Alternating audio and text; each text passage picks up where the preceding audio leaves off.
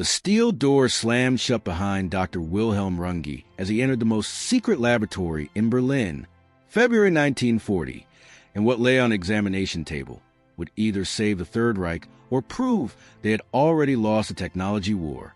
The device was small, no larger than a dinner plate, but the British bomber carrying it had been shot down after somehow detecting German submarines in total darkness from impossible distances. Every Telefunken engineer in the room knew their careers, perhaps their lives, depended on understanding this mysterious component. What they discovered that night would force them to admit a truth that could never reach Hitler's ears. Welcome to our channel, where we reveal the untold stories of technological warfare that change history. If you're fascinated by secret innovations and the brilliant mind behind them, subscribe to uncover more. The captured device had arrived at Telefunken's research facility under heavy guard. Dr. Runge, Germany's leading expert on radio detection technology, had been pulled from his bed at 3 a.m. The Luftwaffe intelligence officer who briefed him was sweating despite the winter cold. A British Sterling bomber had crashed near Rotterdam, and Dutch resistance had failed to destroy it before German forces arrived. Inside, they found equipment that defied explanation, operating on frequencies German scientists had deemed impossible for practical use. The laboratory fell silent as Runge carefully disassembled the outer casing. Inside was something that made him catch his breath. A cavity magnetron, but unlike anything in German designs, where their magnetrons were massive, inefficient, and barely functional. This was elegant, compact, and according to the preliminary tests, generated microwave radiation at power levels that shouldn't be achievable.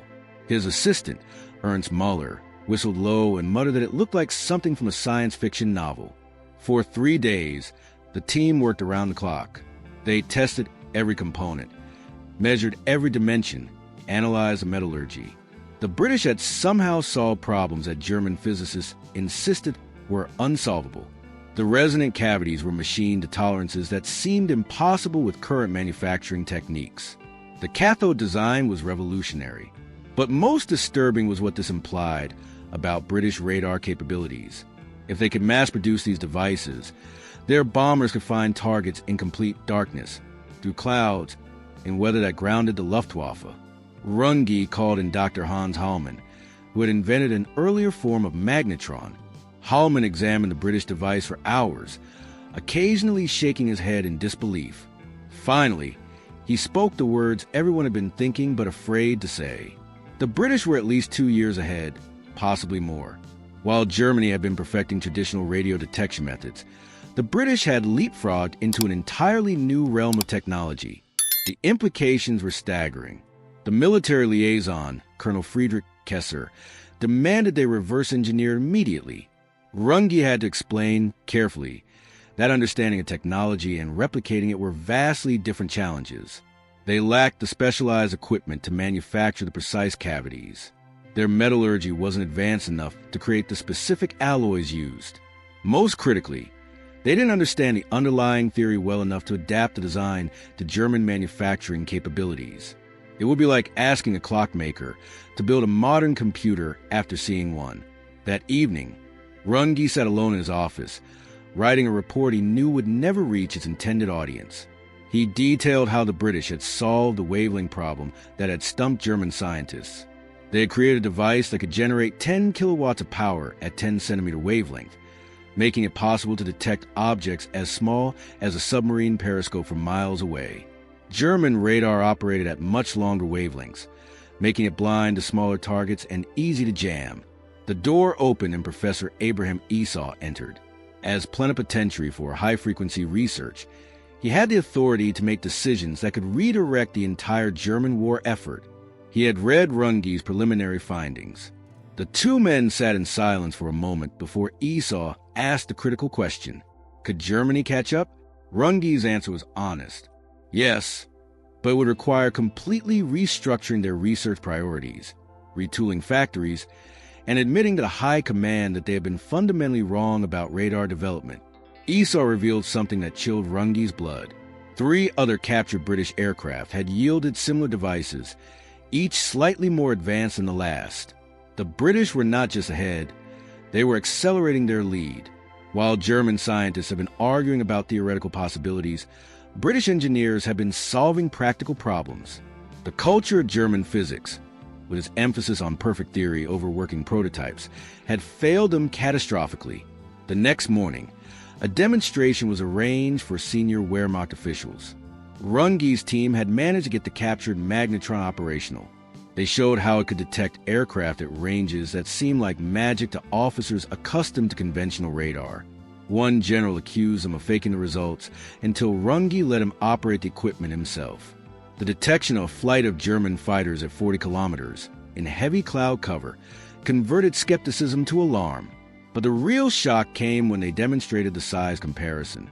The British Magnetron system was 1/10 the size of equivalent German equipment and used less power. This meant British aircraft could carry radar sets that German planes couldn't. British bombers could find their targets while German night fighters flew blind. The technological superiority was so complete that several officers initially refused to believe it, insisting it must be an elaborate deception. The meeting that followed would haunt Runge for the rest of his life. General Wolfgang Martini, chief of Luftwaffe Communications, sat stone-faced as Runge presented his full analysis. The British had not just better radar. They had an entire ecosystem of microwave technology. The captured documents, partially burned but still readable, suggested applications beyond military use. They mentioned radar-guided gun laying, airborne interception radar, and something called H2S that allowed bombers to navigate using ground mapping. Germany had none of these capabilities, and no clear path to developing them quickly. Martini's response was predictable but devastating. He ordered the findings classified at the highest level. Only 20 people in all of Germany would know the full truth. The Führer must be told that German science was supreme, that any British advantages were temporary and would soon be overcome. Runge protested that lying about technological capabilities would lead to catastrophic strategic decisions. Martini's cold stare reminded him that defeatism was treason, punishable by death. Dr. Leo Brandt from the Reich Research Council arrived unexpectedly that afternoon. He had heard rumors and came to see for himself. Brandt was one of the few men in Germany who could speak truth to power, having Göring's ear and respect. When he saw the Magnetron and understood its implications, he immediately grasped why Martini wanted it buried. If Hitler knew that British technology was superior, he might halt offensive operations, and political momentum was all that kept the Nazi regime stable. Brandt proposed a desperate solution. They would create a shadow program, hidden within existing research projects, to develop German microwave technology. Resources would be diverted quietly, talented physicists relocated under false pretenses. It would be slow, inefficient, and possibly treasonous, but was better than admitting defeat or continuing in ignorance. Runge agreed to lead the technical side, while Brandt handled the politics. The team began working in a requisition factory outside Munich, officially designated as a ball-bearing plant. In reality, it housed Germany's most advanced attempt to close the technology gap. They recruited Dr. Hans Rukop from Telefunken, who had been working on magnetron theory independently. When Rukop saw the British device, he laughed bitterly. He had proposed similar designs 2 years earlier, but was told they were impossibly complex and unnecessary. The bureaucracy had killed innovation in favor of incremental improvements. Ernst Müller made a discovery that deepened their despair. The British magnetron used a simple but brilliant innovation called strapping, where alternate segments were connected by metal strips. This synchronized the oscillations and dramatically increased efficiency. It was so elegant that Müller spent an hour just staring at it, muttering about how obvious it seemed in retrospect. The best ideas always did, but Germany's hierarchical research structure discouraged such creative leaps. Working conditions deteriorated as the war progressed. Allied bombing disrupted supply chains, making it impossible to get the pure copper and specialized ceramics needed for magnetron construction. They had to make do with inferior materials, which meant their prototypes performed far below British standards. Every successful test was followed by 2 failures. Morale plummeted as reports came in of British radar-guided night fighters decimating German bomber formations. A captured British radar operator, Flight Sergeant James Morrison, was brought in for interrogation. Under pressure, He revealed operational details that stunned his questioners. British radar operators underwent 6 months of specialized training. They had standardized procedures for every scenario. Most importantly, they had backup systems for their backup systems. German radar operations were ad hoc by comparison, dependent on individual operator skill rather than systematic training. The psychological impact on the German team was profound. They were not just behind in hardware, but in doctrine, training, and operational philosophy. Dr. Runge found himself drinking heavily, unable to sleep, knowing that every night German submarines and aircraft were being hunted by technology his country couldn't match. His wife noticed his deterioration, but knew better than to ask questions about his classified work. In July 1940, they achieved a breakthrough, a working German magnetron that produced 5 kilowatts at 15-centimeter wavelength. It was still inferior to the British model, but represented a massive leap forward. The celebration was muted, however, when they calculated production requirements. To equip the Luftwaffe with equivalent radar systems would require retooling entire factories, retraining thousands of technicians, and redesigning aircraft to accommodate the new equipment. It would take at least 18 months, assuming no disruptions. Colonel Kessler returned with new intelligence that felt like a physical blow. The British were already deploying centimetric radar across their entire fleet. Every major warship had surface search radar that could detect a periscope at 5 miles. Their night fighters had airborne interception radar that could track German bombers in total darkness. The technological gap was not closing, but widening. America had entered the war and was mass-producing British Magnetron designs in quantities Germany couldn't imagine. The most painful moment came when they intercepted and decoded a British technical discussion about their latest magnetron improvements. The British engineers were casually discussing problems Germany hadn't even identified yet. They mentioned something called a reflex klystron and traveling wave tubes, technologies that went beyond the magnetron into realms of physics German scientists barely understood. It was like listening to visitors from the future discuss commonplace items. By September 1942, the Shadow program had produced exactly 12 working magnetrons, each hand-built and temperamental. Runge stood before a secret assembly of Germany's top physicists in an underground bunker near Heidelberg. Werner Heisenberg was there, along with Karl Ramsauer and Walter Gerlach. These were men who understood the implications of technological inferiority. Runge didn't mince words. Germany was losing the technology war, and radar was just a visible symptom of a deeper problem. Heisenberg asked pointed questions about theoretical limitations. Runge explained that theory was not the constraint. The British had simply invested more in practical engineering, while Germany had pursued perfect understanding. They had created institutional structures that moved ideas from laboratory to battlefield in months, not years. Meanwhile, German research was fragmented across competing organizations, each guarding its secrets jealously. The Kaiser Wilhelm Institute, Telefunken, Siemens, and military research units barely communicated. A young physicist named Klaus Steinberg presented evidence that made the room go cold. He had analyzed Allied bombing patterns and discovered they were achieving accuracy rates that should be impossible. The British were not just using radar for detection, but for precise navigation and bomb aiming.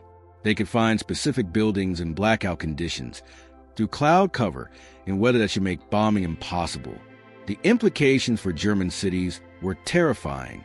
That evening, Brandt met privately with Runge. He revealed that Göring had finally been briefed on the true situation. The Reichsmarshal's response had been volcanic rage, followed by demands for immediate miracles. He wanted German radar superiority within 6 months, an impossibility that Brandt didn't dare articulate. Instead, they would create demonstrations using their few working magnetrons, carefully staged to give an impression of greater capability than actually existed. The deception required enormous effort. They had to create fake production facilities, generate false reports of successful deployments, and maintain the fiction that German technology remained superior. Meanwhile, the real work continued in desperate secrecy. They managed to develop a crude airborne interception radar, but it weighed 3 times the British equivalent and had half the range. Installing it required removing defensive armament from night fighters, making them vulnerable to British tail gunners. October brought a new crisis. A German spy in Britain reported that the Allies were developing something called the Cavity Magnetron Mark 7, operating at 3 centimeters wavelength with 20 kilowatts output. If true, it represented another generational leap forward. Runge's team couldn't even theoretically explain how such performance was possible. The mathematics suggested it would require manufacturing tolerances beyond German capability and materials that didn't exist in their inventory. Dr. Muller proposed a radical solution. Instead of trying to match British magnetron technology, they should develop countermeasures. If they couldn't win the radar war, perhaps they could blind both sides equally. He began work on what would later be called window or chaff, strips of aluminum that would create false radar returns. It was an admission of defeat disguised as tactical innovation, but offered some hope of neutralizing Allied radar advantage. The first field test of German centimetric radar occurred in December 1942. A Junkers Ju-88 equipped with their best magnetron-based system attempted to intercept British bombers over Hamburg. The radar worked, technically, detecting the bomber stream at 15 kilometers. But the operators couldn't interpret the returns fast enough. The system overheated after 20 minutes, and vibration from the aircraft's engines caused frequency drift that required constant recalibration. The mission was a failure that they reported as a limited success. Personal tragedy struck when Ernst Muller was killed in an Allied bombing raid on Munich. He had been working on improved cavity designs in a facility that was supposed to be secret. The precision of the attack suggested the Allies knew exactly what was being developed there. Either German security was compromised or Allied intelligence capabilities exceeded anything imagined. Runge suspected both were true. In his private journal, Runge wrote passages that would have meant his execution if discovered. He described the fundamental flaw in the Nazi system, where political ideology trumped scientific reality. Brilliant Jewish physicists have been expelled or murdered, taking irreplaceable knowledge with them. Resources were wasted on wonder weapons that defied physics, while practical innovations were ignored. The radar gap was just one manifestation of a regime that preferred comfortable lies to uncomfortable truths. A captured American bomber in early 1943 yielded new shocks. The Americans were mass-producing British magnetrons with improvements. They had standardized components that could be swapped in minutes, while German units required hours of careful calibration. The industrial might behind Allied radar production was staggering. One document mentioned monthly production figures that exceeded Germany's total wartime output. The investigation revealed something even more disturbing. The magnetron was manufactured by companies like Raytheon and Western Electric using assembly line methods. Semi-skilled workers could produce components that German craftsmen struggled to make in specialized laboratories. The Americans had turned high technology into mass production, a conceptual leap that German industrial philosophy couldn't accommodate. Steinberg returned from a visit to the Eastern Front with horrifying news. Soviet radar capabilities, initially dismissed as primitive, were improving rapidly. They were receiving British magnetrons through Lend-Lease and adapting them with typical Russian pragmatism. Their sets were crude but effective, and they had them in quantities Germany couldn't match. The Third Reich was being technologically encircled. March 1943 brought the event that finally shattered any remaining illusions. The British launched Operation Gemara against Hamburg, using their H-2S radar to navigate and bomb through complete cloud cover. But the true revelation came from a captured British aircraft that hadn't been completely destroyed. Inside was a magnetron so advanced that Runge initially thought it was a deliberate plant, too sophisticated to be real. The Mark 12 operated at frequencies that German theory said would be absorbed by water vapor, making them useless. Yet here was proof that the British had overcome even the laws of physics as Germany understood them. The technical documentation found with the device was partially intact, revealing something that made Runge's hands shake. The British had established a complete research ecosystem called the Telecommunications Research Establishment, where physicists, engineers, and manufacturers worked side by side. They had solved the production problems through metallurgy advances that Germany hadn't even attempted. Most humbling was a maintenance manual that treated this miraculous technology as routine equipment, with troubleshooting guides that assumed operators with high school education could perform repairs. General Martini summoned Runge to Berlin for what everyone knew would be a final reckoning. The conference room was filled with the highest echelons of Nazi leadership, including Albert Speer, now Minister of Armaments. Runge was ordered to present the unvarnished truth. He stood before men who had the power to execute him and spoke words that amounted to heresy in the Third Reich. German radar technology was not 2 years behind. It was approaching 3 years behind, and the gap was accelerating. Speer, unlike the others, asked practical questions. What would it take to achieve parity? Runge's answer was stark. Germany would need to completely restructure its research institutions, abandon competing proprietary systems, share all classified research between organizations, and most importantly, admit that German science had failed. The room erupted in angry denials, but Speer silenced them with a raised hand. He asked Runge to continue with specific requirements. The shopping list was staggering. They needed rare earth elements that only came from territories now outside German control. They needed precision machine tools that were being destroyed faster than they could be manufactured. They needed thousands of trained technicians who were either dead on the Eastern Front or conscripted for infantry duty. Most critically, they needed time, the one resource Germany had exhausted. Runge estimated that with unlimited resources and perfect conditions, Germany might achieve 1943 British capabilities by late 1945. Professor Esau interjected with a desperate proposal. They should abandon attempts to match Allied radar and instead focus entirely on electronic warfare. If they couldn't see, they could at least blind the enemy. He outlined a comprehensive program of jammers, false signal generators, and radar-absorbing materials. It was an admission of defeat wrapped in the language of asymmetric warfare, but offered some hope of prolonging the conflict. That night, in the ruins of his hotel room after another Allied bombing raid, Runge met secretly with Dr. Hallman and Professor Rukop. They discussed what they all knew, but couldn't say officially. The war was lost. The technological superiority that had given Germany early victories had reversed completely.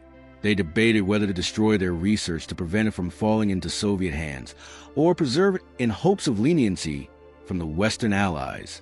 The decision was made for them when Steinberg arrived with intelligence that froze their blood. The Americans were developing something called a Planned Position Indicator, a radar display that showed a map-like view of entire battle spaces in real time. Multiple radar stations could be networked together, sharing information instantly. It wasn't a superior technology anymore. It was an entirely different conception of warfare, where information dominance determined victory before the first shot was fired. In April 1943, Runge received orders that revealed the depths of Nazi desperation. He was to lead a team to develop a death ray using Magnetron technology, a weapon that could destroy Allied bombers with focused microwave energy. The physics was theoretically possible but practically absurd. The power requirements would need a dedicated power plant. The focusing apparatus would be the size of a building, and any aircraft could avoid it by simply changing course. But refusing meant admitting that German wonder weapons were fantasy. The project became a tragic farce. They built an enormous apparatus that could kill a mouse at 10 meters, presenting it as proof of concept while knowing it could never be weaponized. Resources that should have gone to basic radar development were wasted on this delusion. Young physicists who should have been solving real problems were calculating death ray equations that belonged in science fiction magazines. Meanwhile, intelligence reports painted an increasingly hopeless picture. The British were developing magnetrons that could detect submarine snorkels from 50 miles away. American night fighters had radar so precise they could track individual German fighters from beyond visual range. Soviet forces were receiving thousands of radar sets monthly through Arctic convoys. The Allied invasion of Europe, when it came, would be guided by radar supremacy that would make German defensive positions transparent. Dr. Runge's final report, submitted in December 1943, was never officially acknowledged. In it, he stated bluntly that the cavity magnetron represented a watershed moment in military technology comparable to gunpowder or the internal combustion engine. The British had recognized this immediately and invested accordingly. Germany had dismissed it as an interesting curiosity until it was far too late. The war would be won not by the side with the bravest soldiers or the best generals, but by the side that could see in the dark. The epilogue came in May 1945, as American forces captured the Telefunken facilities. Runge, exhausted and defeated, handed over his complete research files to an American technical intelligence officer. The American, a young physicist from MIT, glanced through the documents and remarked casually that Germany had actually made impressive progress given their constraints. He mentioned that the latest American magnetrons were already 2 generations beyond what Germany had been trying to achieve. It was a kindness, perhaps, or simply the condescension of a victor. In his final diary entry before being taken for interrogation, Runge wrote about the moment in February 1940 when he first saw the British magnetron. He had known immediately that it represented not just superior technology, but a superior approach to technology. While Germany had pursued perfection, the Allies had pursued effectiveness. While Germany had maintained secrecy between institutions, the Allies had shared knowledge freely. While Germany had dismissed practical engineering as inferior to theoretical physics, the Allies had united both in common purpose. The story of the cavity magnetron was more than just a tale of technological superiority. It was a demonstration that in modern warfare, the side that could best organize scientific knowledge, industrial production, and military application would prevail. The British had started this revolution with a device no larger than a dinner plate. They had won the war in their laboratories before the first bomber took off, in their factories before the first soldier landed in Normandy. Thank you for joining us on this fascinating journey through one of World War II's most decisive yet unknown technological battles. The cavity magnetron changed everything from air combat to submarine warfare. Yet few people today know how this British innovation helped win the war. If you found this story enlightening, please subscribe and share it with fellow history enthusiasts. What other secret technologies from World War II would you like us to explore? Leave your suggestions in the comments below. Remember, sometimes the smallest inventions have the greatest impact on history. Until next time, keep discovering the hidden stories that shaped our world.